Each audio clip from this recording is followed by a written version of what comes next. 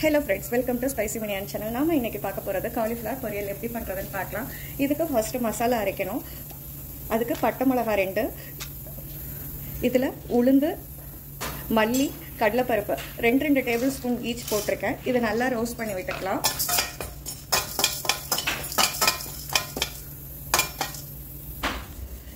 இது பொன்னிறமா மாறுற வரைக்கும் வெயிட் பண்ண வேண்டாம். அந்த மல்லியோட ஸ்மெல் வந்தோடனே நம்ம நிறுத்திடலாம். ரொம்ப பொன்னிறமா ஆகிற வரைக்கும் விட்டுறாதீங்க.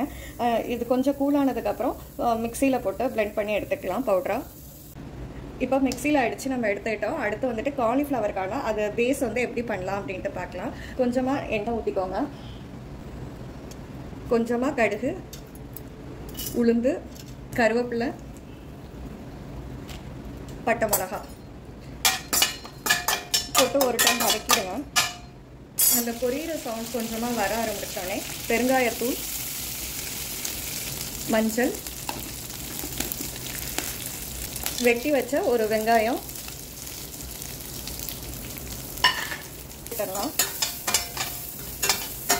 இந்த வெங்காயம் சீக்கிரம் வதங்குறதுக்கு கொஞ்சமாக சால்ட் ஆட் பண்ணிக்கலாம். கடைசியாக ஒரு டைம் போட போகிறோம், அதனால் வந்து தேவையான அளவுக்கு போட்டுக்கலாம்.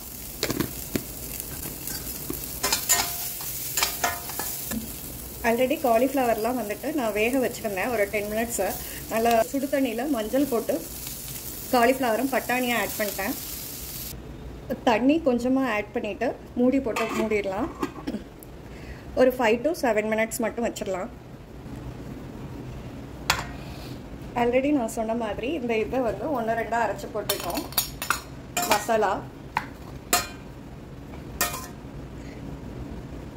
மசாலா அந்த பவுடர் வந்துட்டு நல்லா போட்டுட்டு மிக்ஸ் பண்ணி விட்டுருங்க. ஜஸ்ட் ஒரு 3 செகண்ட் இருந்தால் போதும். தேங்காய் நீங்கள் யூஸ் பண்ணுறதா இருந்தால் லாஸ்ட் இதில் வந்துட்டு போட்டுட்டு இறக்கிடலாம். நான் இப்போ தேங்காய் ஆட் பண்ணல.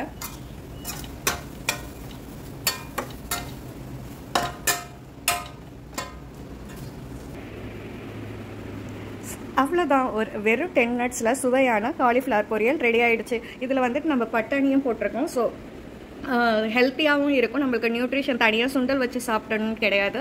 ஸோ வெயிட் லாஸ் பண்ணுறவங்களுக்கும் இது நல்ல ரெசிபியாக இருக்கும். சின்ன பசங்களுக்கும் ரொம்ப பிடிக்கும். நீங்களும் பண்ணி பார்த்துட்டு காலிஃப்ளவரில் வேறு எப்படியெல்லாம் ரெசிபிஸ் பண்ணுவீங்கன்னு சொல்லிட்டு கமெண்ட் பண்ணுங்கள். Thank you friends.